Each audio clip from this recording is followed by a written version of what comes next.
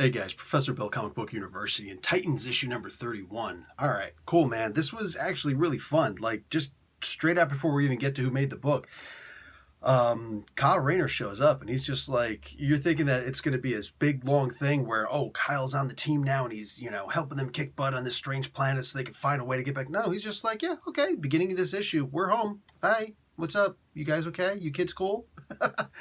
Talk about waste no time whatsoever. We'll get more into that, of course, in a moment. This issue is called The Other Side. Dan Abnett is the writer. Clayton Henry and Brent Peoples are on pencils.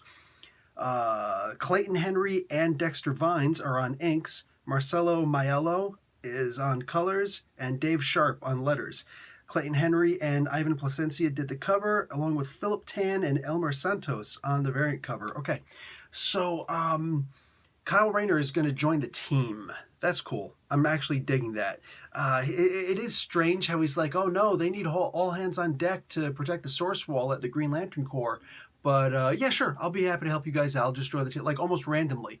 And it's like because he's trying to live up to Batman's expectation and doesn't want the team to look bad in front of Batman, who, mind you, should be in a full body cast. I'm just saying. Literally, that's like the only problem I have with the entire book. Batman should be in a full body cast. This was an excellent issue, man. I love that Kyle Rayner is going to be joining the team, at least for a little while. He can't stay on the team for too long. You know what I'm saying? I love him. Love Kyle Rayner. He's the freaking torchbringer. And the torchbearer. You know what? Actually, maybe he can stay on the team for a long time. But whatever, it is what it is. In the meantime, I am hoping that we wind up getting something else instead. Kyle Rayner is a bit too OP, in my opinion, to be replacing Nightwing, of all people. But I do not want Nightwing back on the team quite so quickly. I do want to see Donna Troy remaining the leader of the team. This is a great freaking opportunity for her, for some character development. Anyway, dude, the whole comic book, like, they really do address a lot in here. Miss Martian, how she's actually a white Martian as opposed to the green Martians, and how her secret has to be kept. Batman, of course, knew. And, like, his teaching method for the Titans is very different than his teaching method for all of his Bat family, which is interesting. On the outskirts, it may look the same, because he's very disapproving. The trick is, he'll relent with the Titans. He's unrelenting and unremorseful with his Bat family, his Robins. I guess he just has higher expectations for them because they are all only humans. They have to be better. They can't just rely on whatever. And it actually reminds me of No Fear, the not Original Sin, No Fear the Fearless, yeah. A Marvel event that happened where Crossbones and Wolverine face off with each other, and they both wind up slicing each other's guts open, and Crossbones gets up before Wolverine does. Now, Wolverine ultimately beats him up because he's freaking Wolverine. The guy's practically Omega level, all stuck inside of a little tiny 5'3" body. But the idea is that Crossbones gets up, he's like, yeah, you mutants and you healers, you think that this is the first time I've ever had to glue my intestines back inside with crazy glue, until I can actually get to an underground hospital? Come on, man, you guys don't know how, you rely too much on your powers. You don't actually rely on your ability to tolerate pain. You've got no real stomach for this. That was a great line, and that's a lot how I look at the way that Batman treats his Robins. That's almost neither here nor there, but it is different. Or it is interesting that he reacts differently to the Titans group, because they really could use a lot of the same stuff. But he only gives but so much. If anything, that's really just a commentary on Batman's ability to understand who he's dealing with at all times. So I'm really digging this.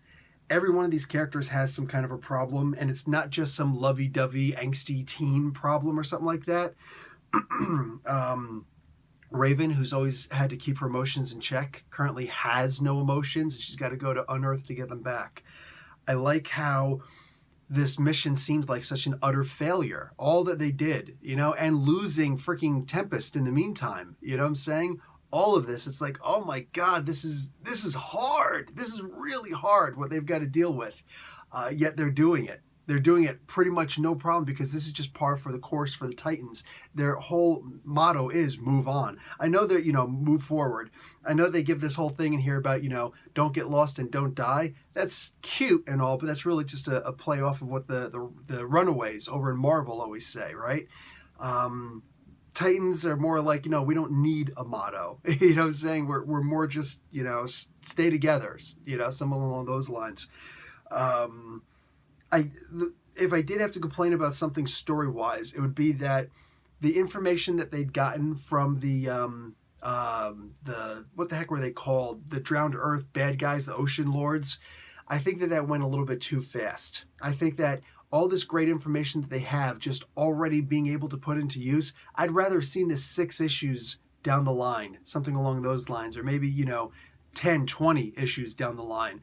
Like, oh, hey, remember these issues? I'd really have preferred that instead of, hey, we can't use it for this, but we can immediately use it for that. It's a bit much. Plus, it is also a little bit convenient that they've got 2 missions in the exact same location, this unearthed place. It's a bit too convenient. You know what I'm saying? I did, however, like the idea. I do like the idea that the Red is speaking through Garth. Yes, I fear that too often we forget that Garth is connected to the Red. He's just very youthful, and it's hard to really get that sort of animalistic bestiality type of mindset in him.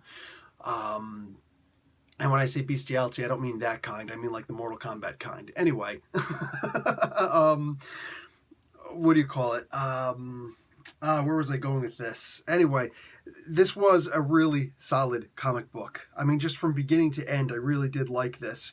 The whole ketchup comment from Garth, again, it just shows his youthful vigor. He was like, sure, of course that's ketchup. It's not blood. Why would it be blood? Ew, I've never tasted blood. But a little bit of a commentary on the Titans TV series right there. But the point is, and there's always going to be people who are going to be like, no, actually in this one issue, calm down, kiddo. I'm not trying to insult your freaking history. But seeing Kyle Rayner on this team for a little while at least is awesome. And I hope that he does remain for the rest of this arc, because I think that he's only going to add to the team. But I do, as much as I do think that we need to see more of Kyle Rayner away from the Green Lantern Corps, I don't think that the Titans is the best place for him to be. Again, he is just a little bit OP for the Titans team. Anyway, all that being said, I did enjoy this. It's cool that they show that he is actually a great warrior, that he's able to go toe-to-toe with Donna Troy. And he's like, I'm holding back, right? I do like that. There may be some people who are going to be like, no, that doesn't make sense. Actually, it does make sense. He's in one of the most elite groups, the Intergalactic Police, for crying out loud. I mean, that's serious. And he gets massive amounts of training. And it would be an insult to the rest of the Green Lantern Corps to suggest that he doesn't know how to fight. So I don't see him going up against Batman or Wonder Woman hand-to-hand. But against Donna Troy, yes, I can see that. I didn't expect him to be so much better at it, but still, it might just be because she's tired. And either way, it's cool with me. So, good comic book. I really do like this series. Professor Bill, Comic Book University. Class dismissed.